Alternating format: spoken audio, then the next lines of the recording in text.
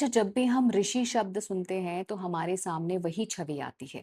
एक शांत तपस्वी जो किसी पेड़ के नीचे या किसी कंदरा में बैठकर भगवान को याद कर रहा है ना? लेकिन सनातन के सबसे महान ऋषियों में से एक कभी एक गुस्सैला और घमंडी राजा हुआ करता था। एक ऐसा राजा जिसने भगवान को चुनौती दे दी और एक समांतर सृष्टि यानी पैरेलल यूनिवर्स बनाने में लग गया। लेकिन जब उसे अपनी गलती का एहसास हुआ तो उसने मानवता को दिया वो महामंत्र जिसका जाप आज भी हम बच्चे बच्चे को सिखाते हैं। नमस्ते, मेरा नाम है रंजना और मेरी नई सीरीज द ऋषिज ऑफ सनातन में आपका स्वागत है।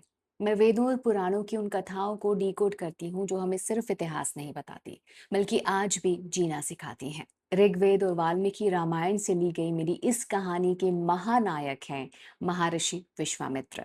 महर्षि विश्वामित्र का असली नाम था राजा कौशिक।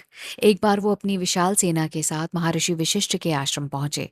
वहां उन्होंने वशिष्ठ जी की दिव्य गाय कामधेनु को देखा और उसे बलपूर्वक छीनने की कोशिश की। लेकिन महर्षि वशिष्ठ ने बिना किसी हथियार को उठाए केवल अपने तपोबल और एक साधारण लकड़ी के डंडे यानी कि ब्रह्मदंड से राजा की औक्षणी सेना को परास्त कर दिया। उस दिन राजा का अहंकार चूर चूर हो गया। उन्होंने समझ लिया कि शस्त्र बल से बड़ा है शास्त्र बल और आत्मबल। राजा कौशिक ने राजपाट त्याग दिया और ब्रह्म ऋषि बनने के लिए घोर तपस्या में लीन हो गए। लेकिन ये सफर सीधा नहीं था। वो कई बार भटके। कभी काम के वश होकर अप्सरा मेनका के मोह में पड़े, तो कभी क्रोध में आके देवताओं से लड़ पड़े। पर उन्होंने हार नहीं मानी। जब उन्होंने अपने भीतर के अंतिम अहंकार और ईर्ष्या को भी भस्म कर दिया, तब ब्रह्मांड की सर्वोच्च चेतना ने उन्हें ब्रह्म ऋषि विश्वामित्र के रूप में स्वीकार किया।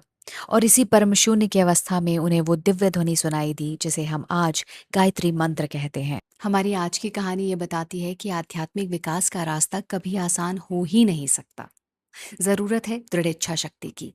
अगर एक घमंडी और गुस्सैला राजा ब्रह्मांड का गुरु बन सकता है, तो हम और आप क्या नहीं कर सकते।